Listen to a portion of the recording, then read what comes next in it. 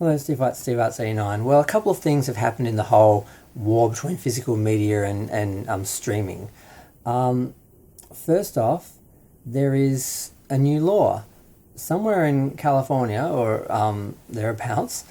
There is a law apparently that says that people selling digital media, movies and TV, can no longer say, that you are purchasing or buying that content because that's not true.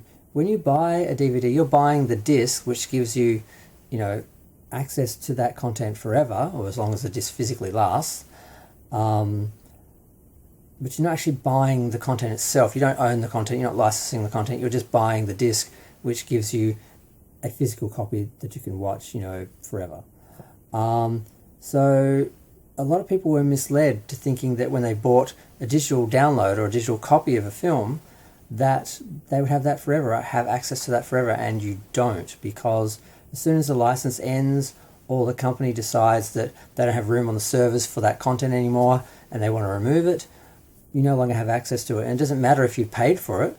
They just say, sorry, the license has expired. And people are like, where's my movie? Where's my TV show? I want to watch this. I bought it. You told me I owned it. And they're like, no. You never owned it. Go away now. They can't do that anymore. They have to at least say up front that you're, I don't know what terms they're using now, leasing, I don't know, but they can't say buying. Apparently they can't say buying or purchasing. Or the language they have to use has been specified now. So that's one thing that happened. And something else happened is something that, when once upon a time, physical media was king, DVD was king, VHS was king, and then DVD took over. Blu-ray and 4K have been introduced, but they never really, took off really, because they were really just for collectors, and not the sort of everyday sort of person. And then along came digital, and we all sold this idea of get rid of your physical media collection, get rid of those bookshelves full of DVDs, free yourself up, because we've got this amazing, digital library in the sky that, you're always going to have access to, and wherever you go, you can watch all your films. And then people threw out the DVD collections, they sold the DVD collections, and then they found out, they'd wake up one morning, oh, where's Indiana Jones 1 to 3? Where are they? They're on Disney Plus. Where'd they go? Oh, we sold them to someone else. The license expired, so they're going to sell them to someone else. So you'll have to go find them somewhere else and pay, to watch that there on another service. And I'm like, and the people are like, what? And that's what happens basically. They basically turned around and said, well, that movie you like to regularly watch because you're a regular subscriber, that doesn't make us enough money. We really only have room on our servers for things that bring in new subscribers. So we don't care that you're committed, that you're a regular subscriber and you have content you like to regularly watch. We are only interested in bringing new subscribers and then have them stay like you are. And we're only going to keep content on the servers that bring in new people, who then we don't consider once they become regular people, and we get rid of whatever brought them in, and then we just put up whatever brings in the new people.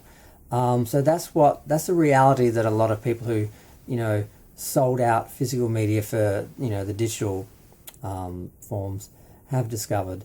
They can remove things when they don't want to have them on the server anymore. They can edit things. They can sell their content to other services. So then you have to go find another service.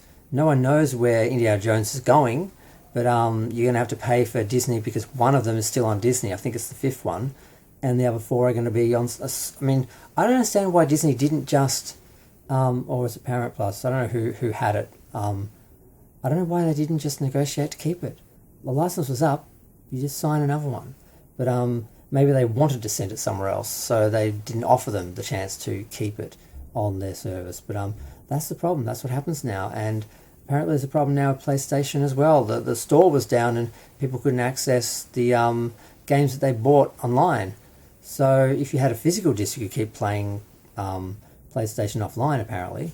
But if you didn't, you couldn't play it. And they're saying, well, it's just a glitch, we'll fix it, or we fix it. I don't know how long ago this happened, if it's still a problem. I just watched a video about it that was a day or so old, I think. But those people got a shock as well. It's like, well, but I want to be able to play games whenever. What happens if they don't fix the store? What if they take it down? What if they sell the content to someone else? So people are realizing that they sold out their independence and bought dependence on a company's infrastructure and licensing and the content they own, and that's something they can't control, predict, or rely on. So it's good that they're finally making them tell the truth about what they're selling when they sell digital files and films and TV, but it's still a big mess, and I'm glad I kept my physical media collection, and I am independent and free for my collection of classic films and things I love. I can always watch them.